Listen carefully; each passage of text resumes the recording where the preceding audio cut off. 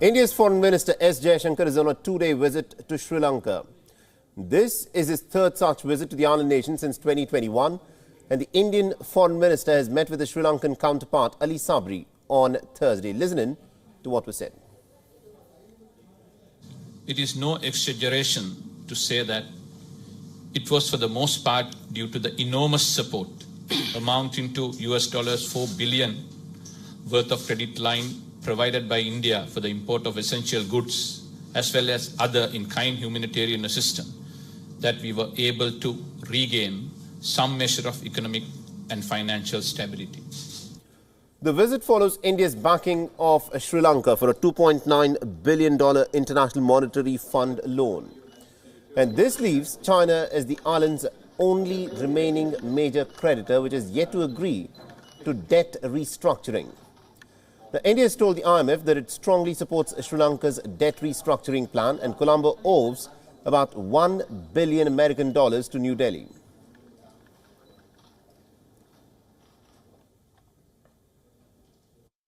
India decided not to wait on others, but to do what we believe is right. We extended financing assurances to the IMF to clear the way for Sri Lanka to move forward. Now remember, India was the first creditor to extend assurances, but Sri Lanka requires the backing of both China and India, its biggest bilateral lenders, to reach a final agreement with the International Monetary Fund on the loan that is essential to help the country of nearly 22 million people emerge from its worst financial crisis since 1948. With the latest high-level meeting, India is of course looking to strengthen its ties with its debt-ridden neighbour and also to sign several key deals. The reports say that the two countries are also expected to sign a memorandum of understanding as well for a renewable power project covering 3 islands in Sri Lanka's north. The project has stoked controversy last year as it was initially awarded to a Chinese company before India stepped in to secure this project. Has extended its hand in support of the first country. So this, of course, is a crucial visit by the Indian Foreign Minister S Jaishankar, who is presently in Sri Lanka as a part of his two-day visit. This, of course, is to strengthen the bilateral relationship between the two nations. And remember, Sri Lanka at this point of time is going through a pretty tough time economically. It is going through its worst financial crisis.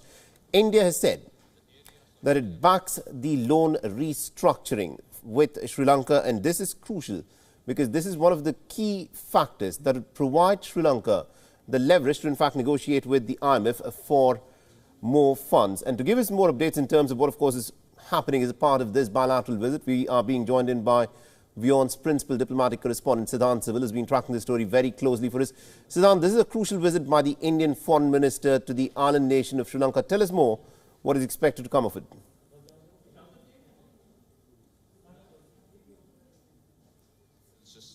To the International Monetary Fund. Right, there seems to be a bit of an issue with the line with my colleague Siddhant Civil. We'll try to fix that. But remember, this is in fact S Jaishankar's third such visit to the island nation since 2021. And Siddhant, if you can hear me, the question that I'm asking you is, this is a crucial visit by S Jaishankar to Colombo. He has met with his Sri Lankan counterpart Ali Sabry. Tell us more as to what has transpired between the two foreign ministers.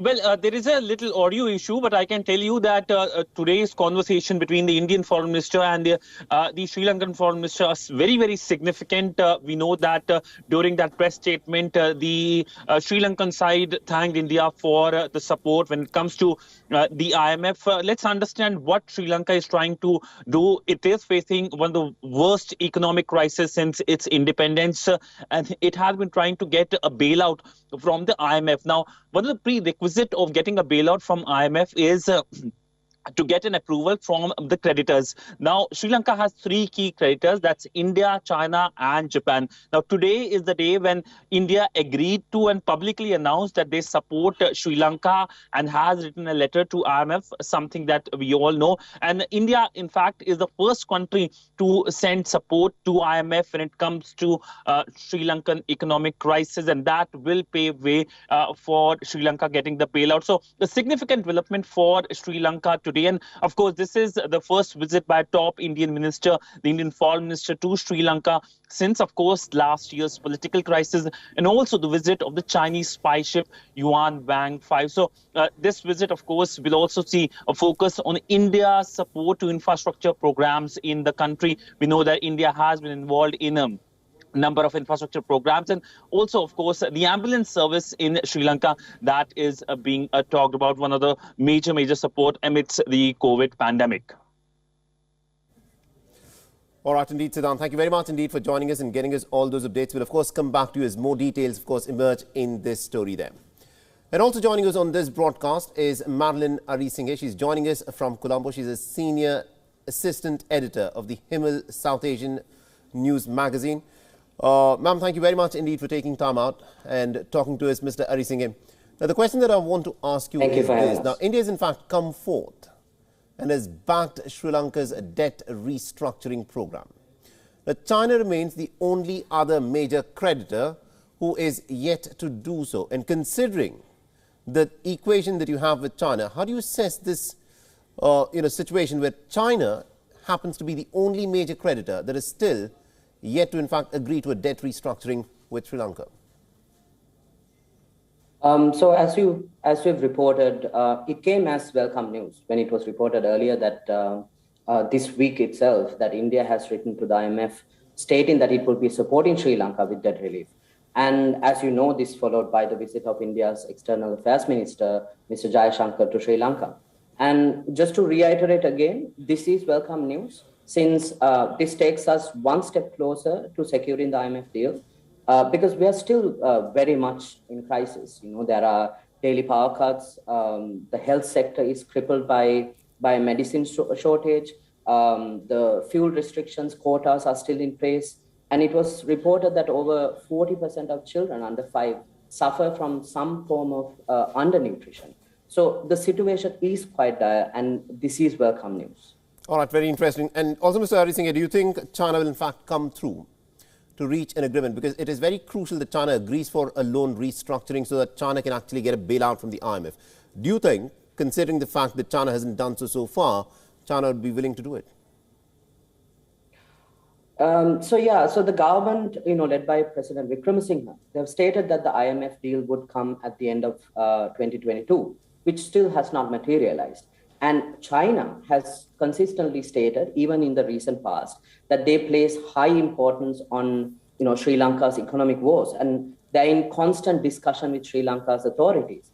And within this week, there was a bit of a war of words, so to say, which started when the US Ambassador Julie Chung said that she hoped China would not spoil the IMF deal, to which the Chinese embassy retorted saying that foreign lecturing is the spoiler for relations between the two countries. So at this point, it's still too early to tell whether China would come through or not. Absolutely, indeed. Thank you very much indeed, Mr. Arisinghe, for joining us and getting us all those insights from Colombo and giving us your insight on this. WION is now available in your country. Download the app now and get all the news on the move.